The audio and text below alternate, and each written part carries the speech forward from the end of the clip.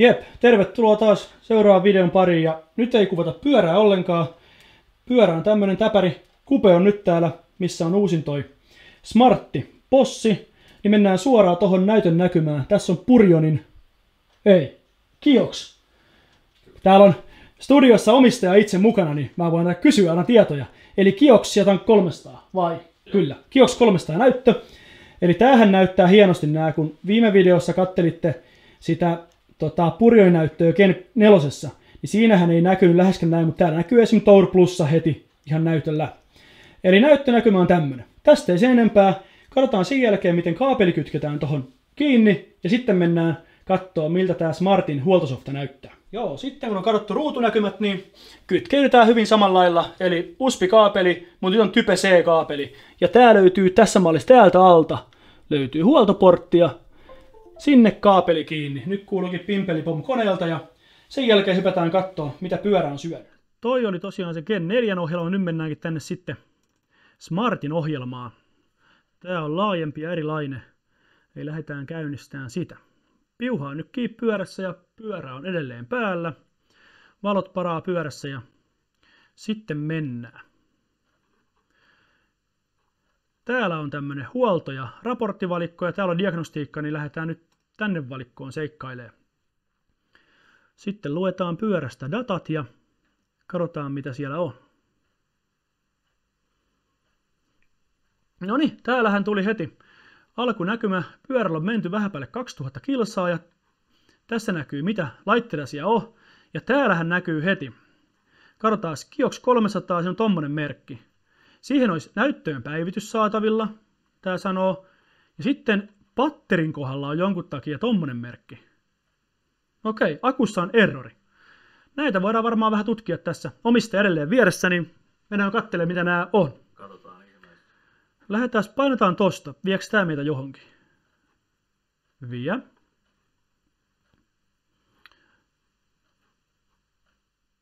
Okei. Edelleen tää lukee. Tästä varmaan painetaan, koska ilmeisesti errorikoodeja täällä ei ole, mutta jos painetaan tosta ja tosta.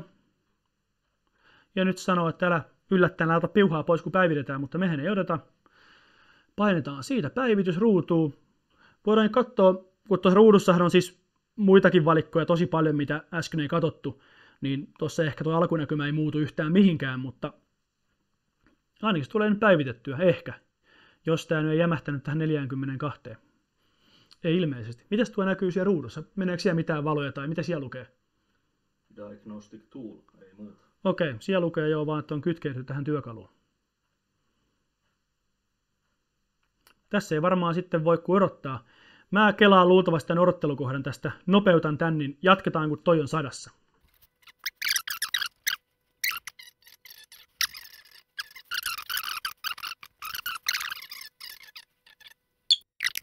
Nyt ollaan takaisin 100 ja update complete.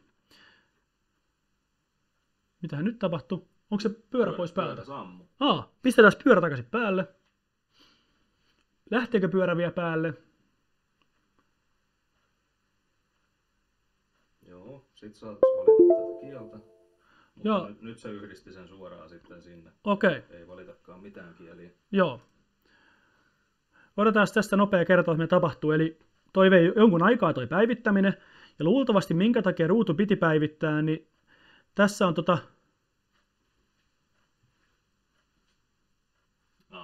Niin. Ahaa,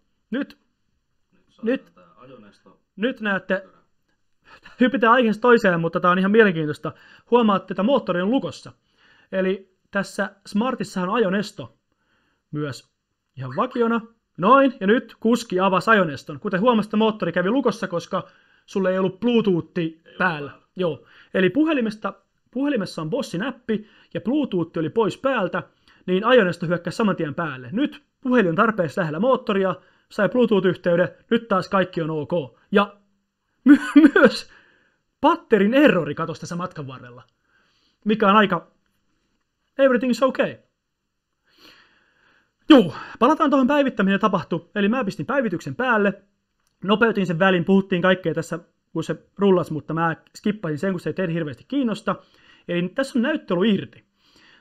Ja se ihan tiedoksi, tässä siis Smartissa ainakin pystyy ajamaan myös ilman näyttöä, eli näytöstä vaan piuha pois ja pelkästään tämä control unitti toimii silloin siinä. Mutta koska näyttö oli ollut irti, niin sen takia siellä ei ollut viimeistä päivitystä. Nyt on näyttö päivitetty, mutta tämä patterihomma oli mystinen,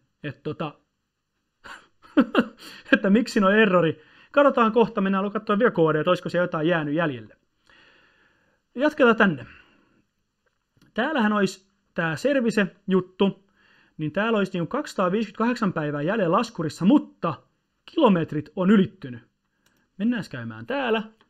Täällä on ihan tämmöinen oikein kalenteri, että mistä pystyy niin kuin laittamaan, koska olisi seuraava huolto. Se on asetettu siis tohon. 21.3.23 asetettu seuraava huoltopäivä.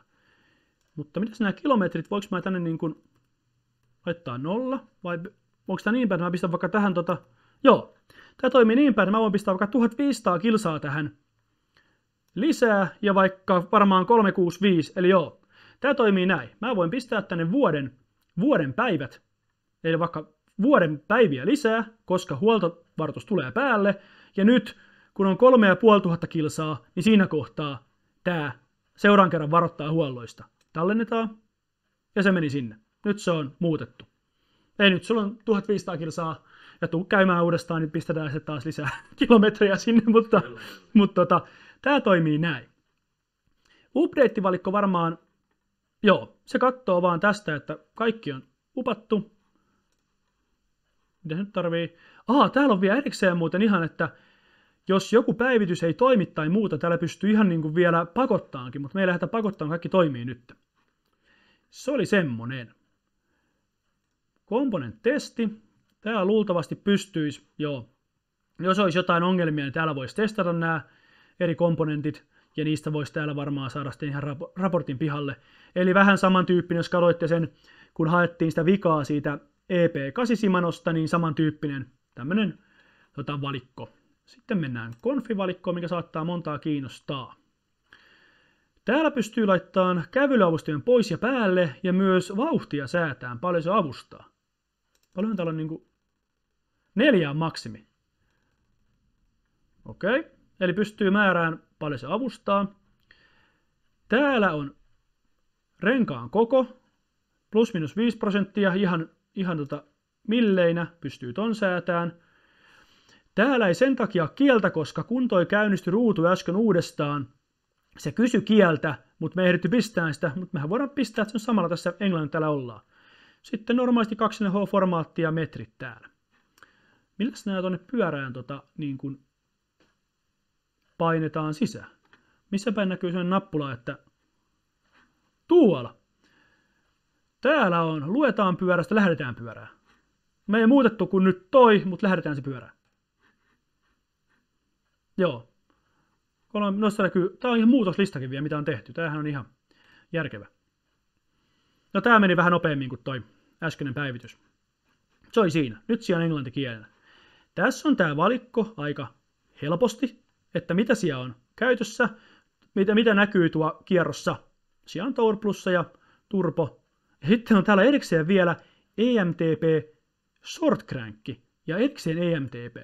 Eli onkohan toi pyörä niin kuin 160 kammilla, mutta samaa pyörää on myös 170 kammilla, niin täällä on erikseen, mä en tiedä vaikuttaako se avustustasoihin vai johonkin, koska täällä on totta kai kun kammen pituus vaikuttaa vääntöön, mitä kuski voi antaa, onko täällä erikseen sitten vielä niin kuin lyhyt kampi ja pitkä kampi, normikampi? Ilmeisesti. Sitten on eko ja sportti vielä, ne ei ole käytössä.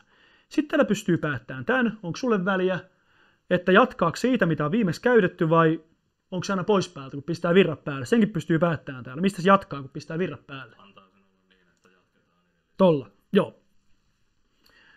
Tuossa kuski varmistaa vielä kammenpituuden. Voisin kyllä tuon mittanauhokin näkee sen mittaakin, että paljon se on, mutta ihan nyanssihommia on siis ihan yhtä pihalla kuin moni katsoja tämän ohjelman kanssa, että se opitaan ihan yhdessä.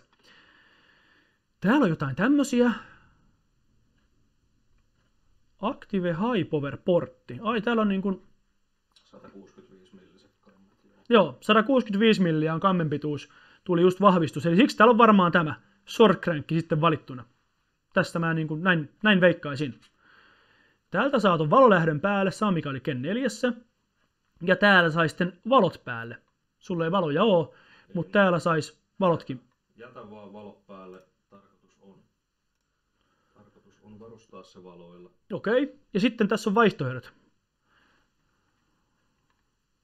Pistäänkö taas, että muistaa viimeisen asetuksen? Joo, tehdään näin. Sitten watteja. Mitäs tehokkaita kynttilöitä saat pistää siihen? Vai pistäänkö maksimit? Mutta tää saattaa vaikuttaa akun varaus, miten se käyttää akkua. Mä en ole varma. Mutta tuo 1 wattista valoa nyt ole olemassakaan. Takaisin jotain voisi vähän laittaa niin kuin... Mielestäni Valostorella oli jotain valosarjaa ja ne herjas myyntipuheessa, että se ei toimi vielä tässä smarttisysteemissä, koska tämä ei suostu antaa tarpeeksi watteja. Mitenhän tää suostuu antaa? Heidän myymilleen valoille.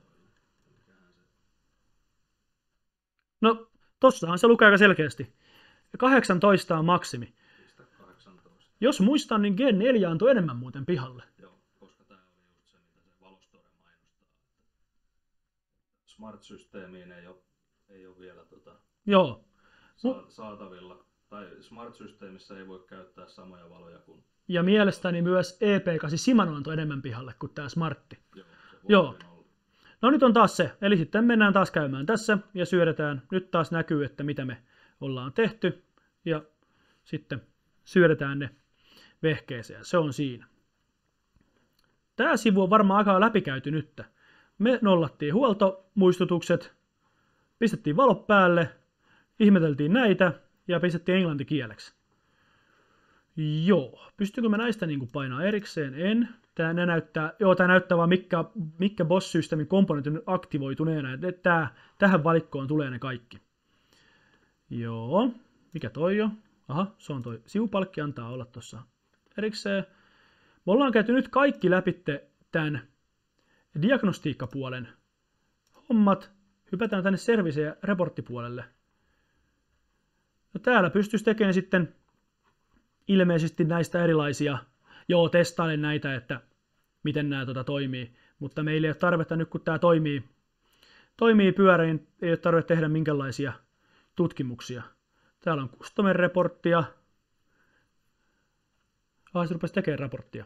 No, tuleepa sekin siihen. Mä oon nämä tiedot pistänyt jossain kohtaa tänne, ja tuohon tulisi yllättäen asiakkaan tiedot, ja tähän tulee sitten ihan nämä tiedot. Täällä näkyy, että millä on ajettu. Tour Plus on ollut kovalla käytöllä. Täällä näkyy ihan tuon moottorin niin noita kulutuksiakin, että minkälaisia kulutusarvoja sillä on ollut ja vastaavaa. Versiot näistä ja täältä kanssa näkyy akun kaikki voltit ja maksimilämpötilat. Tää on käynyt pakkasellakin joskus oikein ja vaikka mitä. Täällä näkyy 16 sykliä ja niin edespäin. Ja sitten on hiileen-raportti, mitähän se näyttää. Se on vaan mulle. Se on näin päin, mikä jää vaan mulle itselleen talteen. Kyllä. Tää oli varmaan... Mihin talonkuva vie? Se vie tähän. Tää oli varmaan